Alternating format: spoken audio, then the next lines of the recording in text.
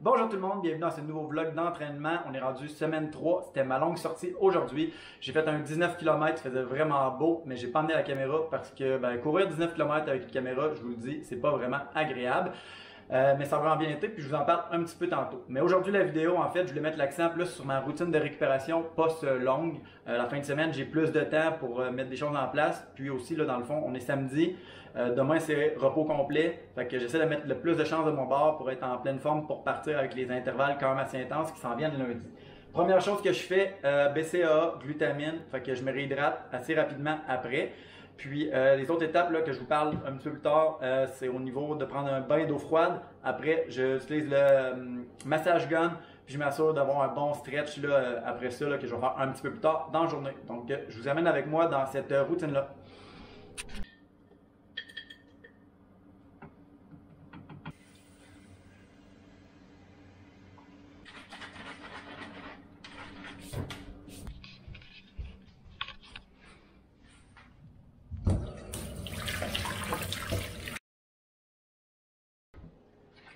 Donc, pour la première étape de ma recovery, en fait, les BCAA qui sont ici, en fait, on achète ça en vrac, nous, chez Shop Santé, ça revient moins cher, puis on peut amener nos propres pots là-bas, donc c'est quand même cool pour l'environnement en même temps de faire un petit peu ça.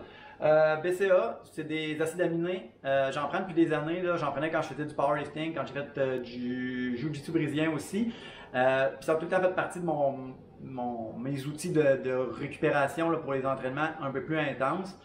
La science n'est pas toujours claire. Là. Moi, j'avais pris le temps à un moment donné de lire les études. C'est pas clair, mais il y a quand même des études qui démontrent des effets positifs pour la récupération, maintenir la capacité musculaire, même favoriser l'oxygénation au niveau des muscles. Mais tu sais, c'est souvent des études qui ont été faites sur des petits groupes de gens, donc qui sont très durs à généraliser à monsieur, madame, tout le monde. Mais anyway. Je pense que ça peut pas nuire. C'est pas super dispendieux là, comme produit là, versus d'autres produits qu'on peut retrouver là, que les compagnies nous vendent de récupération qui mixent 2-3 produits. Ils montent le prix x4 à cause qu'ils ont mixé ensemble. Les BCAA, c'est relativement pas cher. Pour la glutamine, en fait, ma blonde en a. J'ai jamais pris le temps de là-dessus. Fait que je mets un scope pareil. Je me dis, bon, un supplément de plus, ça peut pas nuire, mais j'ai jamais pris le temps de là-dessus, donc j'en parle pas plus. Je m'en vais dans mon bain froid, puis on parle des effets positifs du bain froid par la suite. Étape 2 de terminer le bain froid que je prends des fois après l'entraînement. En fait, des fois au contraire, je prends des saunas, mais ça, je reviendrai une prochaine fois.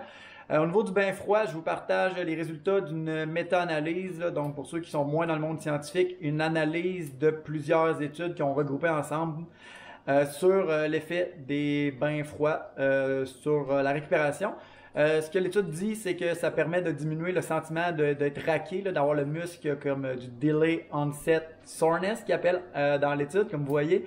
Fait que voilà pourquoi moi j'en prends. Je pense qu'après des entraînements comme ça, surtout les gros entraînements, ça peut avoir un effet qui nous aide à récupérer. Puis là, l'objectif étant d'être prêt pour la semaine prochaine, c'est ce que j'ai fait.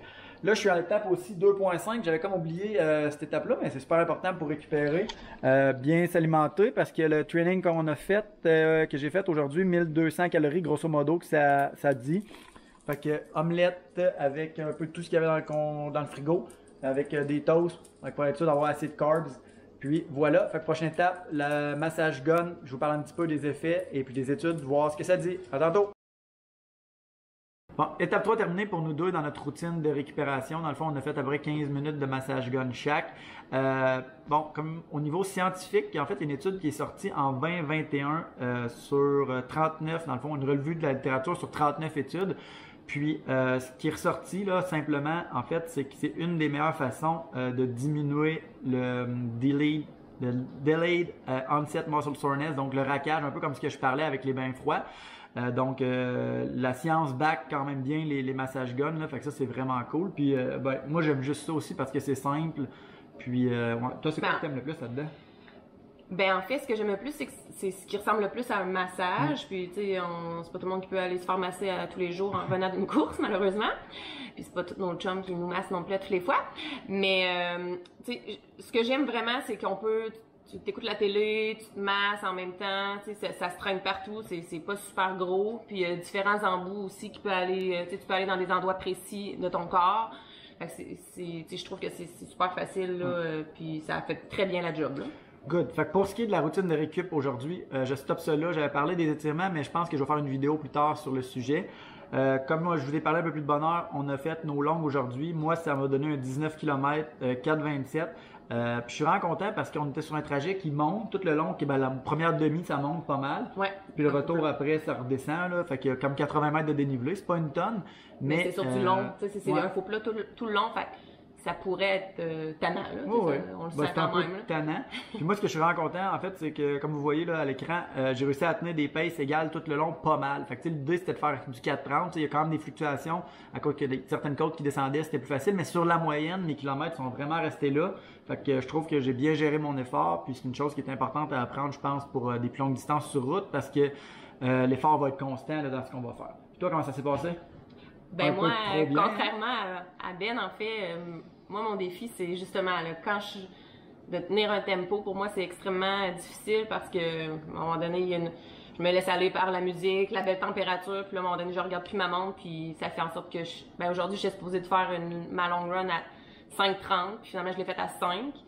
Ça se passait trop bien, fait que j'ai fait un demi, en fait, un demi complet à 5 de pace, alors que je vais me faire chicaner par ma coach, mais c'est ça. J'ai fait, ça s'est très bien passé, fait que je suis allée au gré du vent et du soleil et de l'asphalte.